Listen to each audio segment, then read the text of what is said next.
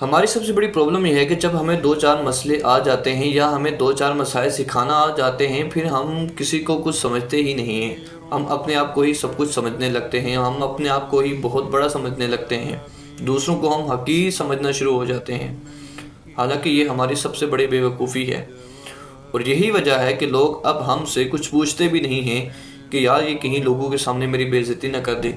میں نے اگر اس سے یہ مسئلہ پوچھا، میں نے اگر اس سے یہ کوئی بات پوچھی تو یہ سب لوگوں کے سامنے میری تذلیل کرے گا،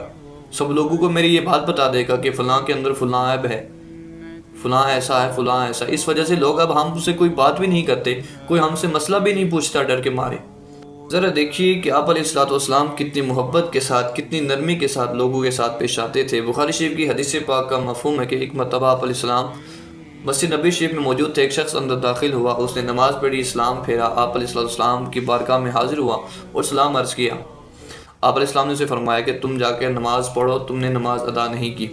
وہ شخص واپس گیا، اس نے نماز ادا کی، پھر آیا، پھر آپ علیہ السلام نے ایسے ہی فرمایا، پھر وہ گیا نماز پڑھ کر، پھر جب وہ آیا آپ علیہ السلام نے فرمایا کہ تم واپس نماز پڑھو۔ پھر جب وہ شخص آیا تو اس نے کہا کہ یا رسول اللہ، مجھے اللہ کی ذات کی قسم ہے، اس کی عزت و جلال کی قسم ہے کہ اس سے بہتر طریقہ میں نہیں جانتا، اے اللہ کے حبیب آپ مجھ سے بہتر جانتے ہیں، آپ مجھے سمجھا دیجیے۔ پھر آپ علیہ السلام نے محبت کے ساتھ، آپ نے لوگوں کے سامنے اسے جھڑکا نہیں ہے،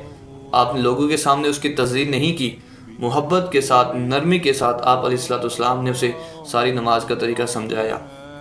یہ ہے ہمارے پیارے نبی علیہ السلام کی سنت، یہ ہے آپ کا طریقہ کہ دین کی تبلیغ کیسے کی جاتی ہے، لوگوں کو دین کے قریب کیسے لانا ہے۔ ہم تو لوگوں کے ساتھ ایسے پیش آتے ہیں، ہمارا بیہیویئر لوگوں کے ساتھ ایسا ہوتا ہے کہ جب کوئی ہم سے ایک سوال پوچھتا ہے پھر وہ دوسری بار ہمارے پاس آتا ہی نہیں ہے کہ یار پہلے بھی اس نے بہت بری طرح سے میرے ساتھ پیش آیا تھا، بہت بدتمیزی سے یہ میرے ساتھ پیش آیا تھا۔ اس وجہ سے لوگ ہم سے دور بھاگتے ہیں۔ اور کوشش کریں کہ اگر آپ کے پاس کوئی آتا ہے، کوئی مسئلہ پوچھتا ہے، کوئی آپ سے بات شیئر کرتا ہے تو آپ اسے محبت کے ساتھ سمجھائیں اور آپ اسے نرمی کے ساتھ سمجھائیں اور لوگوں کے سامنے اس کی باتوں کا ذکر نہ کریں۔